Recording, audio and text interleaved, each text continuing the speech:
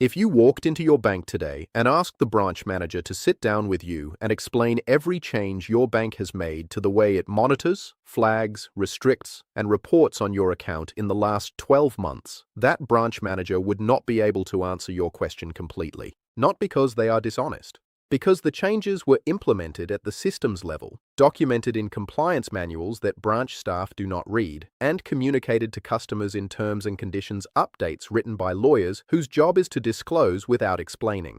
Your bank changed something about your account in 2025. In most cases, it changed several things, and the changes were not made to serve you better. They were made because federal regulators issued new guidance that gave banks both the authority and the incentive to monitor senior account holders more aggressively than they have ever been monitored before, and to act on that monitoring in ways that can freeze your access to your own money, generate federal reports on your financial behavior, and in the most significant cases, trigger government agency involvement in your personal financial life without your knowledge and without your consent being required. There are 6 specific changes I am going to walk you through today. 6 things your bank implemented in 2025, or is implementing right now in 2026, that directly affect senior account holders, and that your bank's lobby, website, and customer service line will not explain to you in plain language, because explaining them clearly would generate questions the bank is not structured to answer, and disputes the bank is not motivated to invite. Most seniors have already felt the effects of at least 3 of these changes without understanding what caused them. A hold that was not there before, a question from a teller that felt more like an interrogation than a conversation, a letter that arrived after a perfectly ordinary transaction explaining that something had been reported that you did not know could be reported, and the one change that reaches furthest into your financial independence, the one that is not about a single transaction or a single flag, but about a permanent reclassification of how your bank sees every dollar you move. That one is change number 4. And once you understand what it means, you will never look at your monthly bank statement the same way again. In the next 18 minutes, I am going to show you the specific regulatory documents by name, by issuing agency, and by date that drove every change I am going to describe, so you know this is not speculation. The exact account behaviors that now trigger automatic consequences under the new 2025 and 2026 protocols that did not trigger those consequences in 2023. The 6 changes one by one, what each one means for your money, and the specific action you can take this week to protect yourself under each one. The legal rights that exist in your favor right now that your bank is not required to disclose, but that federal and state consumer protection law guarantees you. And the one conversation you can have with your branch today that legally establishes a paper trail protecting your financial autonomy before the next flag activates on your account. If you have money in any bank account and you are over the age of 60, this video is not optional viewing. The changes I am about to describe are not coming. They are here. They are running on your account right now. And the only variable is whether you know they exist before they affect you or after. My name is Marcus Graves. I am an enrolled agent licensed by the federal government to represent taxpayers directly in front of the Internal Revenue Service. I have spent the last 14 years working with retirees on tax strategy, retirement income protection, and financial rights advocacy. I review bank correspondence, regulatory filings, and financial institution policy documents on behalf of real clients, and I work exclusively on the side of the account holder. I want to tell you something that most financial content does not tell you.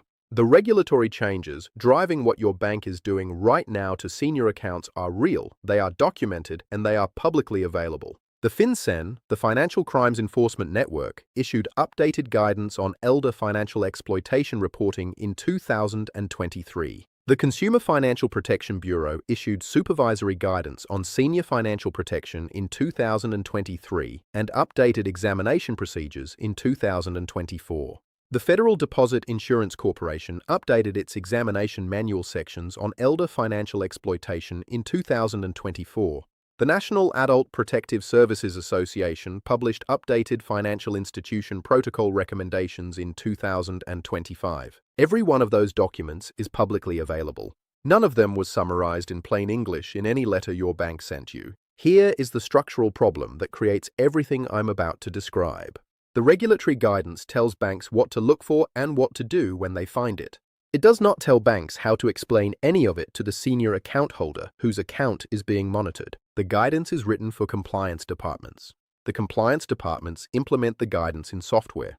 The software runs on your account, and the branch staff who interact with you face-to-face have a general awareness that enhanced monitoring exists, but typically do not know the specific thresholds, the specific triggers, or the specific consequences in enough detail to explain them accurately to a customer who asks. The result is a system that is simultaneously more active on your account than it has ever been and less transparent to you than it has ever been. And the only way to navigate it is to know what the system is doing before it does it to you. Before I get into the 6 changes, I want to tell you about a client of mine. I am going to change her name. I will call her Constance. Constance is 73 years old. She is a retired registered nurse from outside of Columbus, Ohio. She worked in hospital settings for 31 years, the last 14 as a charge nurse in a cardiac unit. She is precise, observant, and not easily rattled. She has a checking account, a savings account, and a money market account at a regional bank she has used since 2003. Her combined balance is approximately $112,000. Constance manages her own finances entirely. She has no financial advisor. She has no accountant. She does her own taxes using software, and she has never had a problem with the IRS, her bank, or any financial institution in her adult life. She is the kind of person who reads the fine print. She is the kind of person who keeps records. She is not the kind of person you would expect to be blindsided by her own bank. In February of last year, Constance sold a rental property she had owned for 11 years. The sale was entirely straightforward. She had owned the property outright, had rented it to the same tenant for 6 years, and decided to sell when the tenant moved out rather than find a new one. The sale closed for $187,000. The title company wired the proceeds directly to Constance's checking account at her regional bank. The wire landed on a Tuesday morning. By Tuesday afternoon, Constance's online banking showed her checking account balance had increased by $187,000. By Wednesday morning, her online banking access had been restricted. She could see her balances, but she could not initiate any transfers, pay any bills, or access any of her accounts through the mobile app or the website. A message on her screen told her to call a number to verify her identity. She called the number. She was placed on hold for 40 minutes. When a representative answered, they told her that her account had been placed under a security review due to a large incoming wire transfer, and that she would need to come into a branch in person with 2 forms of identification and documentation of the source of the wire transfer before her account access would be restored. Constance drove to her branch the next morning with her closing statement, her title transfer documents, her property tax records going back 3 years, and 2 forms of identification. She sat with a branch manager for 45 minutes. The branch manager reviewed her documents, made copies, and told her that her account access would be restored within 24 hours pending compliance review.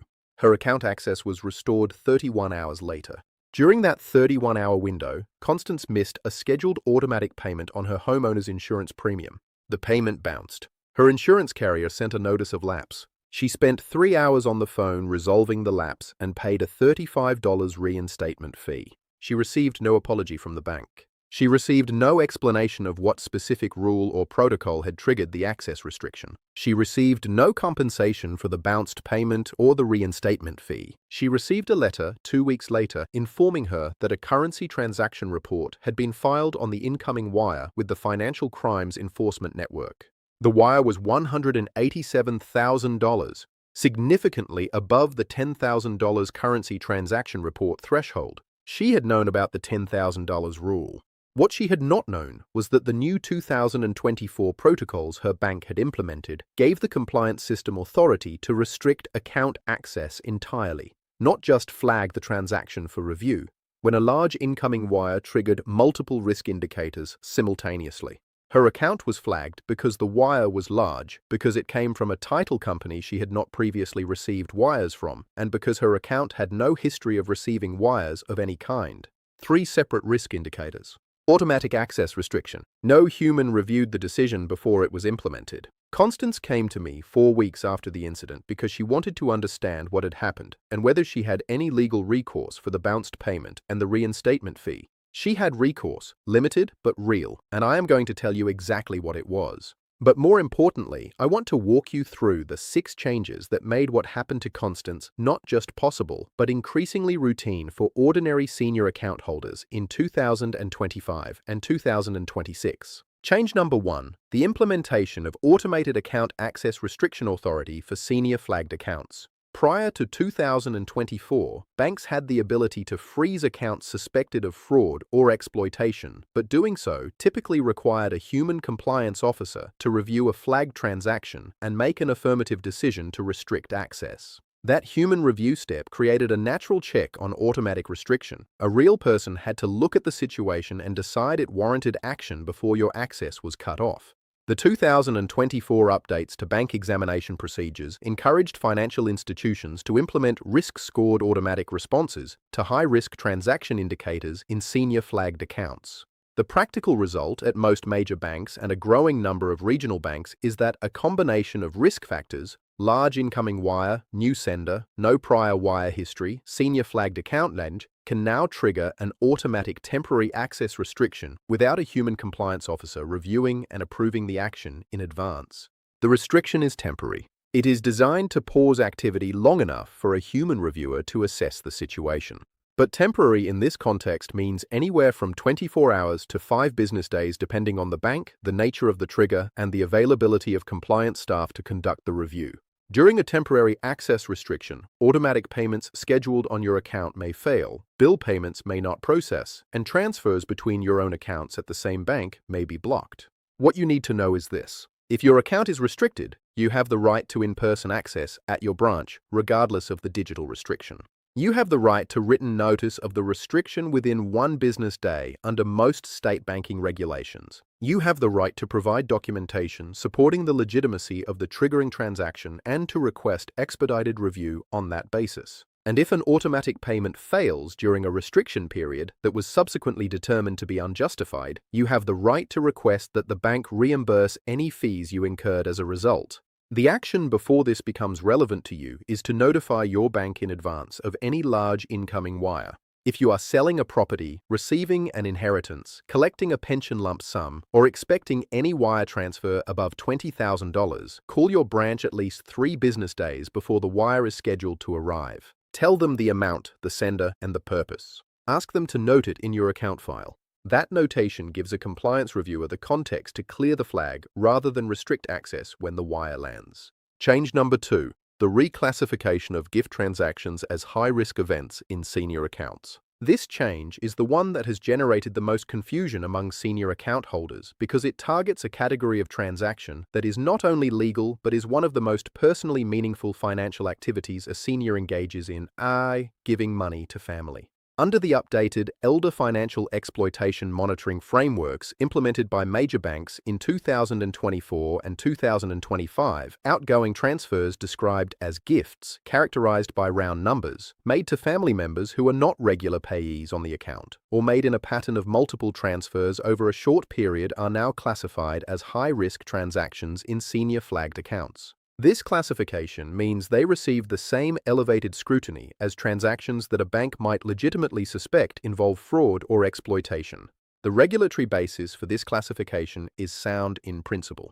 Elder financial exploitation frequently involves a senior being manipulated into making repeated gifts to a family member who is exploiting them, or being deceived into making transfers to someone posing as a family member.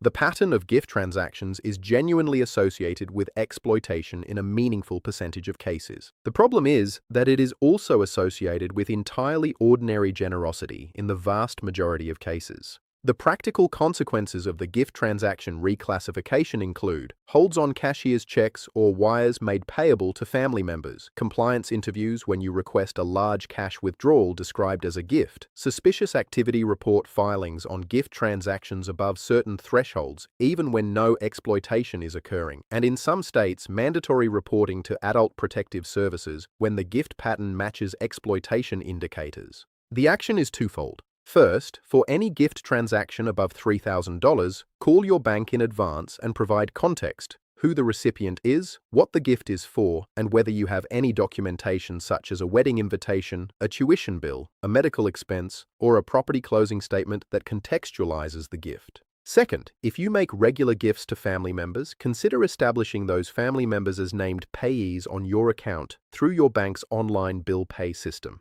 A payee who appears in your account's established payee list is treated differently by the monitoring algorithm than a new payee receiving a one-time large transfer. Change number 3. The expansion of suspicious activity report filing on senior accounts to include transactions below $5,000. The suspicious activity report, a federal filing with the Financial Crimes Enforcement Network, has always had no minimum dollar threshold. A bank could file a suspicious activity report on a transaction of any size if it believed the transaction warranted one. In practice, however, the compliance cost of filing suspicious activity reports meant that most banks applied informal thresholds below which the filing decision was made conservatively. The 2023 and 2024 updated guidance from the Financial Crimes Enforcement Network on elder financial exploitation specifically directed banks to lower their effective suspicious activity report thresholds for senior flagged accounts and to file more liberally on transactions that match exploitation patterns regardless of dollar amount. The guidance cited a pattern of exploitation cases where the exploitation began with small test transactions that banks had not reported because the amounts were below the informal thresholds compliance teams had been applying. The practical result is that suspicious activity reports are now being filed on senior account transactions in the $500 to $5,000 range at a meaningfully higher rate than 3 years ago.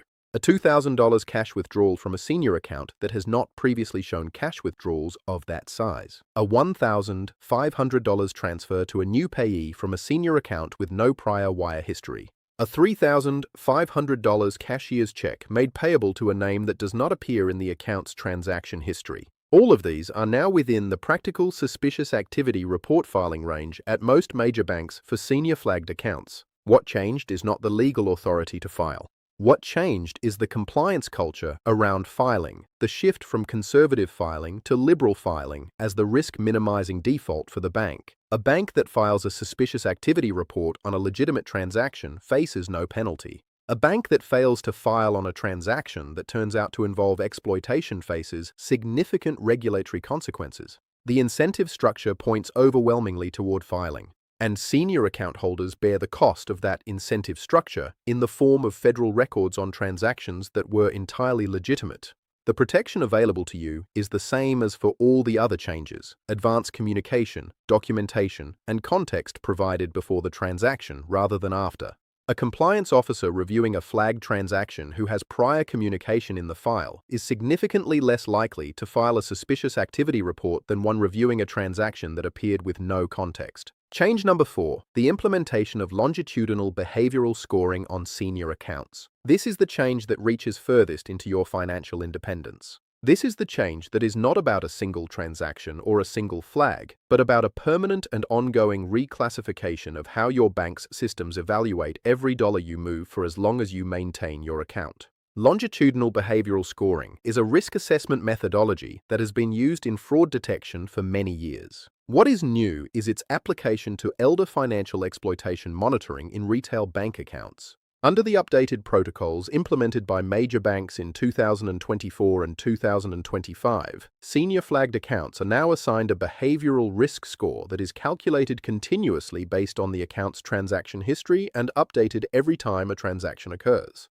The score is based on factors including your historical transaction patterns, the frequency and amount of your cash withdrawals, the number and identity of your payees, your wire transfer history, the geographic origin of your deposits, and any prior flags, holds, or suspicious activity report filings on your account. Every transaction you make either raises or lowers your score depending on whether it matches or deviates from your established pattern. When your score crosses certain thresholds, your account enters a heightened review status that applies additional scrutiny to subsequent transactions, regardless of their individual characteristics. In heightened review status, transactions that would not trigger a flag on their own trigger flags because your score indicates elevated risk. A senior account holder whose score has been elevated by a series of prior flags, even flags that were individually cleared as legitimate whilst, may find that subsequent entirely ordinary transactions are subject to holds, interviews, and review processes that other account holders do not encounter. The most important implication of longitudinal behavioral scoring is that past flags affect future transactions. If your account was flagged 6 months ago for a large cash withdrawal that was subsequently cleared as legitimate, that flag is part of your behavioral score. If your account was flagged a year ago for a wire transfer to a new payee that was subsequently explained, that flag is part of your score. The score does not distinguish between flags that were cleared and flags that resulted in reports. It counts flags. What you can do about this is limited but meaningful.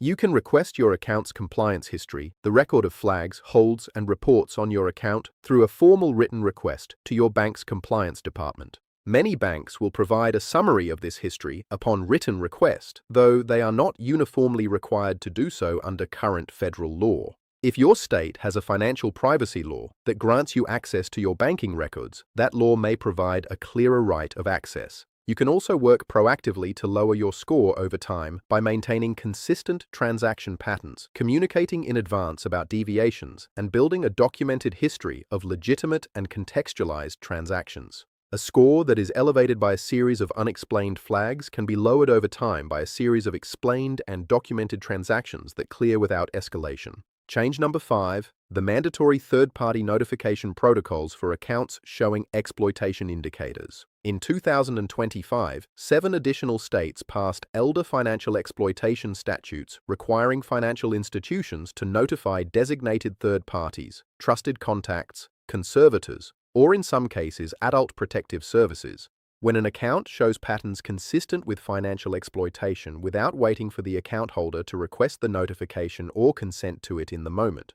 The states that added or significantly strengthened mandatory third-party notification requirements for financial institutions in 2024 and 2025 include Arizona, Colorado, Minnesota, Missouri, Nevada, Oregon, and Wisconsin, joining the larger group of states that already had such requirements in place. If you live in any of these states and your bank has a trusted contact on file for your account, your bank may now be legally required to notify that contact when certain exploitation indicators appear on your account, regardless of whether you want that notification made. The distinction between voluntary notification, the bank may contact your trusted contact if it has concerns, and mandatory notification, the bank must contact your trusted contact when specific indicators appear, is significant for anyone who has a trusted contact listed on their account and is in a state with mandatory notification requirements. The practical implication is this. If your account shows a pattern of transactions that the bank's monitoring system scores as consistent with exploitation indicators, large gift transactions, new payees, cash withdrawals, breaking historical patterns, incoming wires from new sources, your trusted contact may receive a call from your bank's compliance department before you do. That contact may occur while you are entirely unaware that your account has been flagged. The action is to know your state's mandatory notification requirements, know who your trusted contact is and what they would be told, and make sure your trusted contact is someone whose involvement in a compliance conversation about your account would be appropriate and welcome. If your trusted contact is not someone you would want called by your bank's compliance department without your knowledge, now is the time to update that designation or to contact your bank's compliance department to understand exactly what would trigger a mandatory notification on your account. Change number 6, the implementation of enhanced identity verification requirements for in-person transactions above new lower thresholds. Prior to 2024, most banks required enhanced identity verification, government-issued photo identification plus a second form of verification for in-person cash transactions above $10,000. For transactions below that threshold, a bank customer in good standing with a recognizable face and a signed withdrawal slip could typically conduct routine transactions without producing identification beyond what the teller could verify on their screen.